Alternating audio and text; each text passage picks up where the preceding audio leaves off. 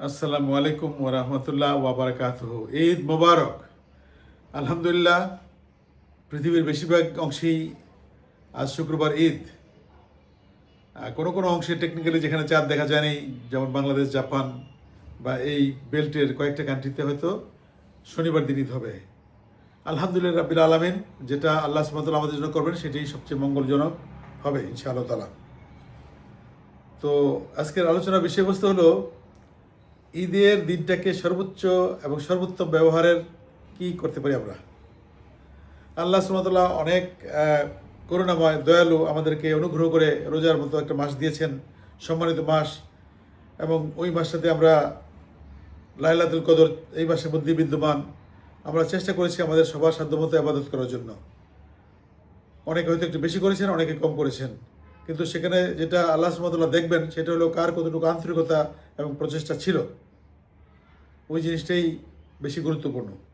তো যাই হোক, আমাদের ইসলাম ধর্ম এমন একটা ধর্ম, এই ধর্মের মধ্যে অপরচুনিটি বেশি। আমাদের এই ধর্মের মধ্যে আমরা নেগেটিভ তেমন কিছু দেখি না। আমরা যতক্ষণ পর্যন্ত আমাদের বিশ্বাস আছে, আমাদের ঈমান ঠিক আছে, আমাদের মধ্যে নেগেটিভ কোনো কিছু নাই। তো ঠিক আছে, অনেকে ইনশাআল্লাহ তাআলা আজকে এক মাস সিয়াম সাধনার পরে আল্লাহ সুবহানাহু ওয়া তাআলা আমাদেরকে একটা ঈদের দিন দিয়েছেন এবং এটা একটা আনন্দের দিন। আনন্দের দিন, রোজার মাসটা আনন্দেরই ছিল অবশ্যই। এই রোজার মাসটা চলে যাচ্ছে, যে চলে গেল, এটার জন্য আমাদের অনেকটা মনটা ভারাক্রান্ত। যেরকম ছিল রাসূল সাল্লাল্লাহু আলাইহি ওয়াসাল্লামের সময়ে ওনার সাহাবীরা, এবং এই রোজার মাস চলে গেলে ওনারা অনেক মন খারাপ থাকতেন ওনাদের, এবং ওনারা অনেক আগে থেকে ওয়েট করতে থাকতেন আবার কখন রোজার মাস আসবে। এবং আল্লাহ সুবহানাহু ওয়া তাআলার কাছে ওনারা সবসময় দোয়া করতেন, ও আল্লাহ, আমাদেরকে ভাগ্যে আবার রমজান মাস দিয়েন। তো যাই হোক, আমরা আল্লাহর কাছে শুকরিয়া আদায় করব ঈদের দিনে, যে আমাদেরকে এত সুন্দর একটা মাস দিয়েছেন, আমাদের আবাদত করার সুযোগ দিয়েছেন। এবং আলহামদুলিল্লাহ আমরা মনে করি যে আল্লাহ সুবহানাহু ওয়া তাআলা আমাদের পাপ মুক্ত করেছেন। আমরা আল্লাহর কাছে পাপের জন্য ক্ষমা চেয়েছি, আমাদের অতীত কৃতকর্মের জন্য অনুশোচনা করেছি, এবং আল্লাহর কাছে সমগ্র কল্যাণ আমরা কামনা করেছি। নিজেদের জন্য করেছি, আমাদের পরিবারের জন্য, সন্তানদের জন্য, আমাদের দেশের জন্য, জাতির জন্য, গোটা বিশ্বের মুসলিম সমাজের জন্য আমরা কল্যাণ কামনা করেছি। আমরা কল্যাণ কামনা করেছি আমাদের পূর্বপুরুষদের জন্য, যারা পৃথিবীতে নাই, তারা চলে গেছেন, আমাদের পরলোকগত ভাই বোন, মা বাবা, আত্মীয় স্বজন, বন্ধু বান্ধব, যারা, সবার জন্য আমরা আল্লাহর কাছে মাগফিরাত কামনা করেছি। সবার জন্য আল্লাহর কাছে আমরা বেহেশত কামনা করেছি। এবং আল্লাহর জন্য এটা খুবই স্বাভাবিক, আল্লাহ যে কোনো কিছুই দিতে পারেন। উনি চাইলে আমাদের সবাইকেই উনি জানাতে বসবাস করার সুযোগ দিতে পারেন ইনশা আল্লাহ তাআলা। তো যেহেতু ঈদের দিন, এক মাস আমরা সিয়াম সাধনা করেছি, এবং আমাদের আল্লাহ সুবহানাহু ওয়া তাআলা সুযোগ দিয়েছেন, একটা মাস, আমাদের পবিত্র একটা মাস আমাদের কপালে রেখেছেন, আমাদের ভাগ্যে রেখেছেন। সেই জন্য আমরা ঈদের দিনে আল্লাহর কাছে শুকরিয়া আদায় করব। শুকরিয়া আদায় করব যে, ও আল্লাহ, তুমি আমাদেরকে এত বড় একটা মাস, এত বড় একটা ভান্ডার দিয়েছো, ইবাদতের ভান্ডার আমরা করেছি। সেখানে আমরা অনেক কিছু আমরা আহরণ করার চেষ্টা করেছি, কতটুকু পেয়েছি সেটা তোমার কাছে আছে। তো যাই হোক, আমরা এই জন্য তোমার কাছে শুকরিয়া জানাই। এবং ঈদের দিন এটা একটা সম্মানিত দিন। বছরের মধ্যে এই যে আমরা তো অনেক দিনই করি, বছরের মধ্যে জন্মদিন, এটা সেটা অনেক কিছু করি, তাই না? কিন্তু আল্লাহ কর্তৃক সম্মানিত দিন কিন্তু এই পবিত্র ঈদের, দুইটা ঈদের দিন, ঈদুল ফিতর এবং ঈদুল আজহা। এবং এই দুইটা দিনে কিন্তু দোয়া কবুলের কিন্তু অত্যন্ত সুযোগ রয়েছে। হ্যাঁ, এবং আল্লাহ তাআলা ওনার রহমতের দরজা আমাদের জন্য খোলা রেখেছেন। আমরা যদি ঈদের দিন আমরা কোনো কিছু প্রার্থনা করি, এবং এটা, এই প্রার্থনাটা ফলপ্রসূ হওয়ার সম্ভাবনা সবচেয়ে বেশি, কারণ আল্লাহ তাআলা এই দিনকে সম্মানিত করেছেন, তাই না? তো আমরা আল্লাহর কাছে প্রার্থনা করব, আমাদের যত কিছু আমাদের দাবি দাওয়া আছে না, আমরা রাস্তায় গিয়ে মিছিল না করে, ব্যারিকেড না দিয়া, আমরা আল্লাহর কাছে দাবি করব, এবং আল্লাহ সুবহানাহু ওয়া তাআলা আমাদের দিবেন। এবং এই জিনিসটা যদি আপনারা অন্তর দিয়ে বিশ্বাস করেন, তাহলে আপনি পাবেন।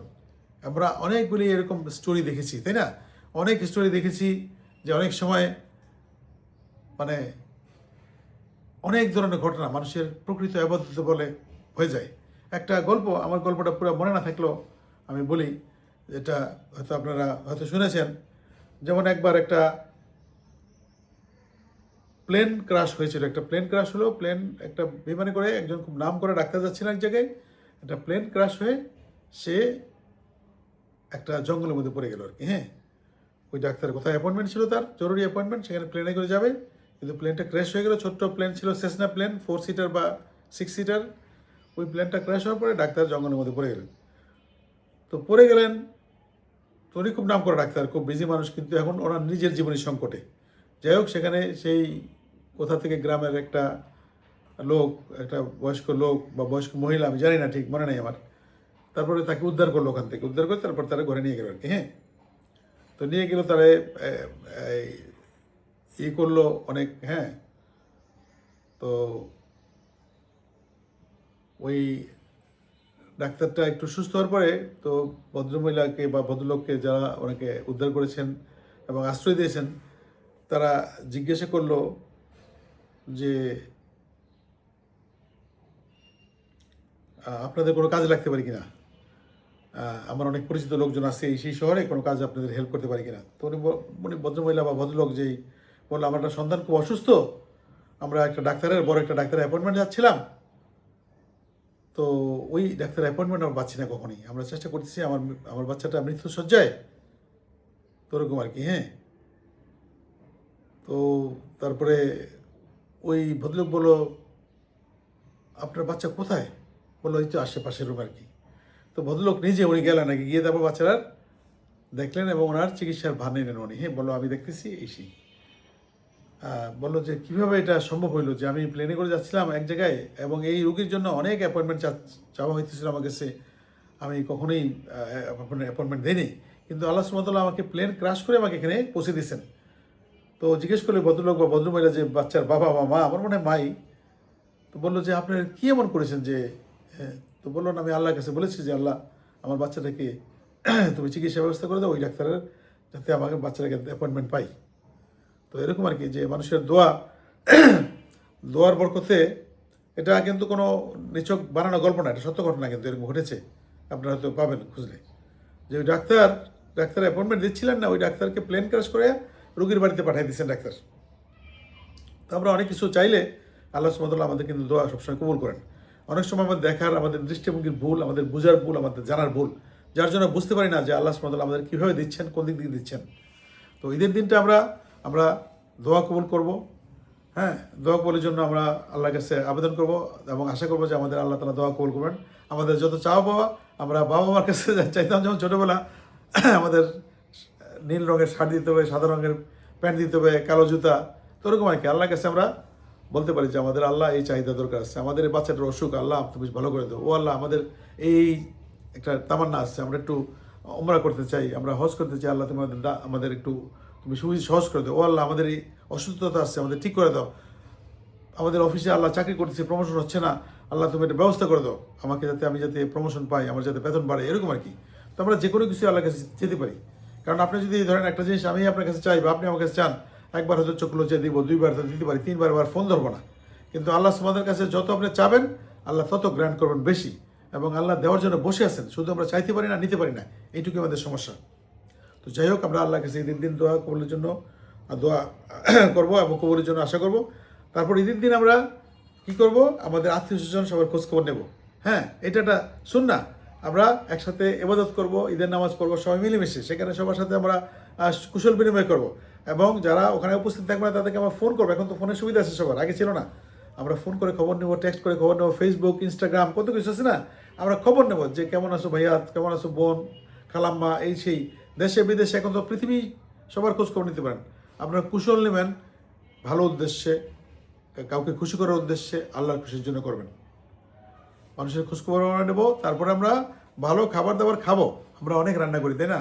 আমাদের যেটুকু খেতে পারি তার চেয়ে অনেক বেশি বাজার করি এবং অনেক বেশি রান্না করি, এবং আমরা ওই খাবারগুলি খাবো, আমরা ভাগ করি কি আপনজনের সাথে। আপনজন বলতে কারা? আপনজন বলতে কি শুধুমাত্র আপনার বড়লোক আত্মীয়স্বজন? নো, আপনজন বলতে আপনার যাদেরকে আপনার কোনো কাজে আপনার লাগবে। এখন আপনি যদি একটা রিক্সাওয়ালা দরিদ্রকে খাওয়ান, ওইটা আপনার আপনজন, কারণ তার ওইটুকু ভালো খাবার খাবার ক্ষমতা নেই, সে খাইলো এবং ওই দোয়াটা ডাইরেক্ট আপনার আল্লাহর কাছে গেল, তাই না? কারণ সে খায়া তৃপ্তির যখন নিঃশ্বাস দিল, ওইটা আল্লাহর কাছে অটোমেটিক লেখা হয়ে যাবে আপনার আমল নামার মধ্যে। তো এরকম আর কি, আপনার যারা ইভেন বাসার যে কাজের হেল্প আছে, আন্টি আসছে বা আপা আছে, তাদেরকে ভালো খাবার খাওয়ালেন, আপনার টেবিলে বসে খাওয়ান না, কোনো অসুবিধা নেই, আপনার মানুষ যাবে না, কিন্তু বাড়বে। আমি কথা দিলাম, গ্যারান্টি দিলাম, আপনার মানুষ বাড়বে। আর আপনি যদি মনে করেন না আমার বড় লোক বন্ধুদের খাওয়াতে হবে, ওরা কিন্তু এসে আপনার খাবারের মধ্যে ত্রুটি খুঁজবে, এই খাবারটা আরও এরকম হলে ভালো হতে পারতো, এরকম। তারা মুগ্ধ হবে না, তারা অনেক তৃপ্ত হবে না। কিছু মনে করবেন না, এটা অনেকে হয়তো গায়ে লাগতে পারে, বলবে যে আমার আত্মীয় স্বজন বন্ধু বান্ধব তো খারাপ না, না, আমি বলবো যে আমি নিজে অনেক সময় আছে না, আমি নিজেও গেলে খাবারটা লবণ কম হয়েছে অমুক তমুক দেখার চেষ্টা করি, বলি। আমি একটু স্পষ্টবাদী, এই জন্য আমার ওয়াইফ আমাকে বকাবকি করে, আমি বলে দিই যেখানে একটু লবণ লাগতো বা এটা ঝাল বেশি হয়ে গেছে, বলে ফেলি। আই ডোন্ট নো হোয়াই, আমার বলা উচিত না, অনেক সময় বলে ফেলি। যাই হোক, ইনশাল্লাহ এবার ঈদের সময় বলবো না। তো আপনারা আপনজনদের খাওয়াবেন। আপনজন যেটা আপনার মনে করেন নিজের আত্মীয় স্বজন আছে, বিশেষ করে একটু যদি সুবিধাবঞ্চিত আত্মীয় স্বজন হয়, দরিদ্র আত্মীয় স্বজন হয়, তাদের ডাকুন, তাদের আনুন, তাদের বুকের মধ্যে জড়ায় ধরেন, কোলাকুলি দেন। আরে ভাই, আপনার এই এই অহংকার অহমিকাটা ফেলে দেন ঈদের দিন। এই রোজার মাস, একটা মাস, এর মধ্যে নিশ্চয়ই আপনার এগুলো বার্ন হয়ে গেছে। জয়লা আপনার যত রকম দোষ ত্রুটি পাপ এগুলো যদি চলে না গিয়ে থাকে, তাহলে তো রোজার মাসে কী করলেন? আমাদের অহংকারকে দূর করতে হবে, আমাদের জেলাসিকে দূর করতে হবে, এগুলি আমরা রাখবো না। আমরা ঈদের দিন আমরা আসবো, আল্লাহর শুকরিয়া আদায় করবো। আমাদের যেহেতু আল্লাহ তালা আমাদের কল্প থেকে এগুলো দূর করে দিচ্ছেন, কল্প থেকে। আমি আমি নিজে ব্যক্তিগতভাবে আলহামদুলিল্লাহ, আল্লাহ সুবহানাহু ওয়া তাআলা আমাদেরকে যেটুকু তৌফিক দিয়েছেন, এই রোজার মাসে আমরা ইবাদত করার চেষ্টা করেছি। আমরা রোজার মাসে ট্রাভেল করেছি, অনেক দূর ভ্রমণ করেছি। রোজার মাসে আল্লাহর ঘর দেখার চেষ্টা করেছি, গিয়েছি, এখানে তাওয়াফ করেছি, সাই করেছি। আমরা আল্লাহর রসুলের প্রিয় রসুল সাল্লাল্লাহু আলাইহি ওয়াসাল্লামের মসজিদে গিয়ে আমরা ইবাদত করে আসলাম। এখন তারপরে যদি এসে আবার দেখা গেলো আমাদের মনের মধ্যে ওই কালিমা রয়ে গেছে, আমরা চিন্তা করি কে বড় কে ছোট, কার সাথে আমি চলবো, আমি বড় লোকের সাথে চলবো, দরিদ্রকে একটু অ্যাভয়েড করবো, হ্যাঁ, বা যারা সুবিধাবঞ্চিত আমার কাছে আসবে, আমার কাছে আশা করবে কিছু, তাদেরকে অ্যাভয়েড করবো, তাদের ফোন ধরবো না। হ্যাঁ, এটা খুবই, তাইলে আমার এবাদতের কোনো মূল্য নেই। এতগুলি টাকা পয়সা খরচ করে আমরা এবাদত করলাম, এত কিছু ঘুরলাম, এটার কোনো মূল্যই আমি দিলাম না। তো আমাদের চেষ্টা করতে হবে কি, আমাদের একটা সহজ সাধারণ মানুষ হতে হবে। এবং একটা মানুষ হতে গেলে আপনাকে একটা সত্যিকার মুসলমান ঘর শর্তগুলি কি দেখতে হবে। আপনি ওগুলি ফলো করলে দেখবেন you are in the right track. হ্যাঁ, তো আমার আহ্বান থাকবে, যারা কষ্ট করে আমার সময় দিচ্ছেন, আমাকে শুনতেছেন, প্লিজ আপনারা কোনো ইগো থাকলে মনের মধ্যে এগুলি বের করে দেন। মানুষকে হঠাৎ করে ভুল বোঝা, মানুষের দোষ ত্রুটি দিয়ে দেখা, এটা করবেন। মানুষের গুণগুলি দেখেন, আপনি ভালো দেখেন, দেখবেন যে আরেকজন দেখতে কোনো না কোনো দিক থেকে আপনাকে ভালো আছে সে। হ্যাঁ, তার শরীর স্বাস্থ্য আপনার আলহামদুলিল্লাহ আপনার চেয়ে ভালো, সে আপনার সাথে ভালো হাঁটতে পারে, সে দেখা গেলো একটা কাজ করতে পারে আপনার সাথে বেশি, সে মাটি কাটতে পারে, সে মাথায় বোঝা নিতে পারে, আপনার সাথে কত উন্নত তার গুণ, তাই না? সে রিক্সা চালাতে পারে, আপনি তো পারেন না রিক্সা চালাতে, সে আপনার সাথে তার কোয়ালিটি বেশি। এই কোয়ালিটিগুলি যে এভাবে যদি দেখেন, তাহলে দেখবেন যে আপনি বুঝতে পারবেন যে আসলে আমরা সবাইকে আল্লাহ সব কিছু দেয় না। আপনার কত করে টাকা আছে, আপনার একটা বিরাট ভুঁড়ি আছে, আপনার চেহারা নম্বরটা সুন্দর হচ্ছে, ভালো ভালো কসমেটিক মাইখা, it doesn't mean that you are better than them. No, all humans created same. আমাদের প্রত্যেকটা মানুষের এক সমান করে আল্লাহ বানাইছে এবং একদিনে বানাইছে। আমরা হয়তো আগে পরে পৃথিবীতে আসছি, যার জন্য কেউ সিনিয়র, আমার দারিদ্র পেকে গেছে, আরেকটা তো বাচ্চা ছেলে, বাট উই ক্রিয়েটেড, আমাদের রুহ আল্লাহ সুবহানাহু ওয়া তাআলা একসাথে বানাইছেন এবং একসাথে আমাদের কাছে কথা নিয়েছেন এই পৃথিবীতে পাঠানোর আগে। আমরা এখন মনে নেই, আমরা মনে করতে পারতেছি না, কারণ আমাদের ডাইমেনশনটা ডিফারেন্ট। আল্লাহ বলছেন যে তোমরা পৃথিবীতে গিয়া অনাচার করবা না, তোমরা আমাদের সাথে আমার ধর্ম পালন করবা, তুমি আমার শিরক করবে না। আমরা সব কিছু কথা দিয়ে আসছি, আমরা পৃথিবীতে এসে এটা মনে নেই আমাদের। এবং যার জন্যই আমাদেরকে বিভিন্ন সময় বিভিন্ন আল্লাহর কালাম দিয়া, নবী দিয়ে আল্লাহ সুবহানাহু ওয়া তাআলা আমাদেরকে রিমাইন্ডার দেওয়া হয়েছেন। এবং আমরা ভাগ্যবান, আমরা বিশেষ করে আমি বলবো আমি অত্যন্ত ভাগ্যবান যে আমি রসুল সাল্লাল্লাহু আলাইহি ওয়াসাল্লামের উম্মত হইতে পারছি এবং ওনার এবং ইব্রাহিম আলাইহিস সালামের ধর্মে আমি আসছি। আমি মুসলমান, আমি একটা হিন্দু হইতে পারতাম, একটা কট্টর হিন্দু হইতে পারতাম, মোদির মতো, আস্তাগফিরুল্লাহ, তাকে সমালোচনা করতেছি আমি, বাট হইতে পারতাম কট্টর, হ্যাঁ, তাই না? আমি একটা অন্য কিছু ধর্ম হইতে পারতাম, হয়তো আমার এই আলোটা জ্ঞানের থাকতো না, এই ইসলামের আলোটা আমার মনের মধ্যে থাকতো না, তাই না? আমি হয়তো ইসলামকে ঘৃণা করতাম, একটা বিধর্মী হইয়া। তো আমাকে আল্লাহ তালা দিক দিয়ে ভালো রাখছেন, আমি আল্লাহর কাছে হাজার শুকরিয়া, এবং এই শুকরিয়ার জন্য আমার আজীবন সেজদায় পড়ে থাকলেও শেষ হবে না। তো আমরা যারা মুসলমান, বিশেষ করেন আমাদের এই রোজা দিচ্ছে, রোজার মাসে আমরা রোজা রাখছি এক মাস, আমরা এই যে ঈদ পালন করবো, আমরা সুন্দর মতো আমরা মিলেমিশে খাবো, এই আদর্শগুলি আমাদের খুঁজতে হবে যে আমাদের নবী সাল্লাল্লাহু আলাইহি ওয়াসাল্লামের সুন্নাহ কী ছিল, উনি ঈদের দিন কী করতেন, উনি রোজার পরে কীভাবে শুকরিয়া জানাইতেন।